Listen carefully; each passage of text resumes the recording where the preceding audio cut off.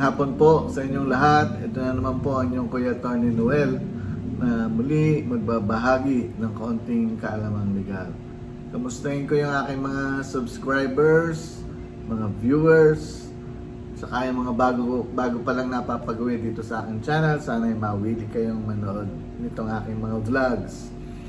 Okay, kung magugustuhan niyo yung aking vlog ngayon, paki-like ninyo, subscribe, pagkatapos ay share para maraming maabot na ating mga kababayan. Okay, maaaring makatulong sa kanila, sa inyo, itong vlog ko ngayon. Okay, so sa gitna ng malawak at walang tigil na bangayan sa politika, patuloy tayo na nagbibigay naman ng ating konting serbisyo sa taong bayan sa pamamagitan nitong pagbibigay ng konting kaalamang legal. In particular tungkol sa transaksyon sa lupa. Okay. O hayaan na lang natin yung mga political vloggers ang mag-vlog tungkol sa politika. Tayo ay tungkol naman dito sa transaksyon sa lupa. Okay. So ngayon, pag-uusapan natin ay ito, medyo merong konting intriga, pero merong mga nangyayaring ganito yung may karapatan ka sa lupa pero may nagpapaalis sa iyo. So, anong dapat gawin? Okay, meron kang karapatan sa lupa pero may nagpapaalis sa iyo. Siyempre, ang payo natin, huwag ka munang aalis sa lupa. Kaya lang yung iba, alam ko, dahil sa pag minsan tinatakot, pinupuwersa ng mga, lalo na kung medyo malalaking tao, mayaman, influensya ng family na nagpapalis, napipilitan umalis ang ating mga kababayan sa sarili nilang lupa. Okay. So, ngayon, pero bakit ko ba sasabihin sa inyo ngayon na huwag munang aalis sa pwesto o sa lupa natin kapag merong nagpapaalis sa atin? Okay, number 1. Kung ikaw ay isang tenant, ang pamilya niyo ay tenant ng isang agricultural land. Ngayon, nagkataon ng lupa ay ibebenta na ng may-ari ng lupa. Actually, priority ka para bumili. Ikaw ang first priority dahil ikaw ang nagsasaka ng lupa. Ngayon, syempre, ikaw ang priority na bumili ng lupang sinasaka. Syempre, kaya lang yung presyo ng seller mo, ng may-ari ng lupa, ang syempre masusunod. Kung kaya nang bilhin ng tenant ang lupa, wala namang problema doon. Dapat yun nga, bilang priority, ikaw ang unang dapat makabili niyan. Ngayon, kung halimbawa hindi kayang bumili ng tenant, bilhin yung lupa, hindi kayang bilhin, so ibebenta yan sa iba. Kung halimbawa ang lupa naman ay sasakahin pa rin, pwede naman makonsider na ikaw pa rin ang maging tenant ng bagong may-ari ng lupa. Dahil kung hindi, kung ikaw ay papalisin, ay dapat bayaran ka ng tinatawag na disturbance compensation. Merong formula dyan na binibigay yung computation kung magkano ang magiging halaga ng tinatawag na disturbance compensation sa mga tenant na napapaalis na sa kanilang sinasakang lupa. Okay, merong formula dyan ang DAR para maging yun ang gagamitin na computation para mabayaran ang tenant. Okay, so sa dulo ay hindi naman basta nawawalan na lang ng sasakahin lupa, merong disturbance compensation, meron ding nakukuha pag alis sa lupa. Okay, ngayon meron naman sitwasyon, halimbawa kayo ang nakatira sa lupa o kaya kayo ang nagsasaka ng lupa, meron kayong tax declaration registered in your name. Parents mo naka-register.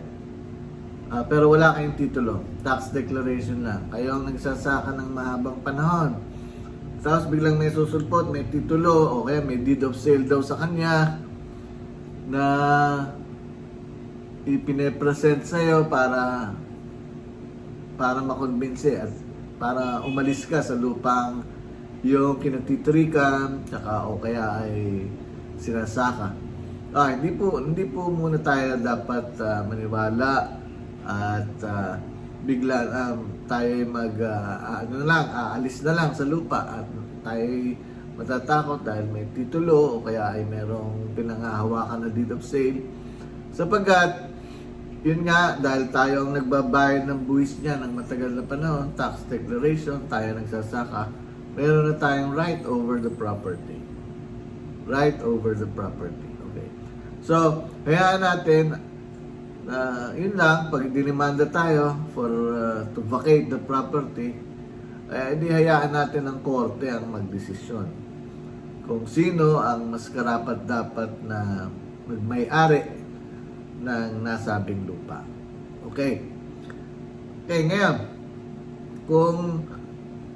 kung halimbawa may titulo kayo, may tax declaration, ngayon bigla namang may susulpot, meron din titulo siya, may deed of sale, ibinenta sa kanya. Yan ay, unang-una, yun nga, huwag tayong aalis hanggang walang court order na tayo to vacate the land, no? Sapagkat pag ganyan, dumadaan pa sa procedure in court. Magkakaroon ng bista, ng hearing. Pag katapos ng hearing, kung sino sa tingin ng korte ang may karapatan sa lupa, ay i-award ang desisyon in favor of one party at mapipilitan na yung other party ay mag-vacate to vacate the property. Kung hindi pa sila satisfied, pwede naman mag-apila hanggang Court of Appeals, hanggang Supreme Court. Okay, so tatandaan lang natin, kailangan may court order bago, lalo na kapag umabot na yan sa korte. Okay. Ngayon, ang isang medyo malaking issue din dyan ay yung if you are only in possession of the property. Ano ibig sabihin? Ikaw ang nakaposes sa property. Okay, so kung kayo naman ay in possession of the property, kayo nagsasaka o kayo ang nakatira sa lupa, ngayon ang problema, possession lang kayo. Ibig sabihin, kayo lang ang nag-occupy ng lupa, ano? So, ang problema kapag merong sumulpot na tao na nagsasabi na sila ang may-ari ng lupa, meron silang tax declaration at meron silang titulo. So, dapat rin natin malaman kung kailan nila nakuha yung titulo na yan o kailan sila nagkaroon ng tax declaration. Sapagkat mahalaga yun. Gawa ng dapat din natin ma-consider na kung halimbawa matagal na kayong in possession of the property, let's say 50 years, 40 years, 30 years, tapos sila nagkaroon ng tax deck o nagkaroon ng titulo 1 year ago, 2 years ago lang, o 3 years ago, ibig sabihin, merong konting problema dyan. Merong konting kataka-taka. Bakit nangyari yon? Na sila nagkaroon ng dokumento, kayong 50 years na sa pwesto ay wala. So, meron din tayong kapabayaan pag ganyan. Sapagkat kung tayo ay napakatagal na sa pwesto, 50 years o 40 years, alam natin na walang may-ari ng lupa. Sinaka natin ng lupa o tinirahan natin ng lupa, walang nagre-reklamo sa loob ng 40 taon o 50 taon. Sana, kapag ganyan ang pangyayari, ay dumulog agad tayo sa assessor's office ng ating munisipyo, ng ating city hall upang iparegister ang lupa sa pangalan natin para magkaroon ng tax declaration yan. Masusukat ang laki ng lupa, ang area ng lupa, at magagawa ng value, market value, assessed value ng assessor's office, at maipapangalan sa atin ang tax declaration. At least pag may tax declaration tayo ang nagbabayad ng buwis, tayo ang nakapwesto, priority tayo sa bilang may-ari, magiging may-ari ng lupa. Ang tax declaration naman kasi ay hindi pa ito talagang proof of the best proof of ownership, dahil ang best proof ay titulo pa rin. Pero ang tax declaration, may mga rulings ng Supreme Court, ay indicia or indication na pag-aari rin ito ng taong nakatirik sa lupa. It's an indication na pwede siyang ang may-ari ng lupang yan dahil siya ang nagbabayad ng buwis taon-taon. Okay, so yan, kung in possession of the property, dapat gawan agad natin ang paraan, mag-apply tayo sa assessor's office ng tax declaration, ipa-assess natin ang lupa. Okay, bilang panghuli, tandaan natin, hindi tayo pwedeng, halimbawa, nagpapaalis nga sa atin sa lupa. Hindi tayo pwedeng basta-basta na lang umalis.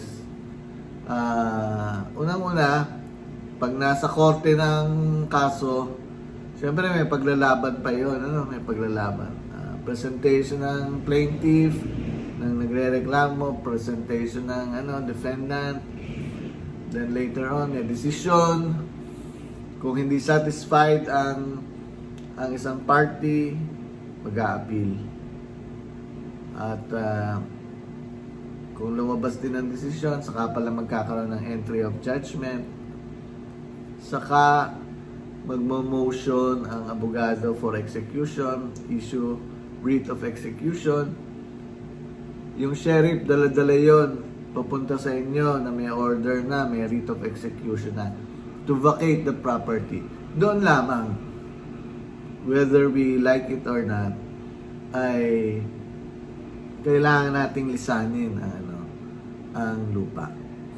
Ang mga sheriff naman ay napapakiusapan na bigyan ng konting panahon para makaalis sa lupa. Okay, so ayan, yung mga nabanggit kong yan, hanggat hindi yung dumadating o merong court order na na-present sa atin, huwag tayong aalis sa lupa. So, at yung pang mga ibang tips natin na dapat protektahan natin ang ating lupa, kumpletuhin natin ang dokumento na proof na tayo ang pwedeng magmay-ari ng lupa. Kung hindi man titulo ang ating hawak, meron tayong tax declaration. Okay, so yan po, tandaan po natin lahat yan. Makakatulong po yan sa atin balang araw kung tayo ma-involve sa ganyang sitwasyon. At kahit pa paano, meron na tayong konting kalaman. Okay, hanggang dito na lamang po. Marami pong salamat sa inyong lahat. At magkita-kita tayong muli sa susunod kong vlog. Salamat po.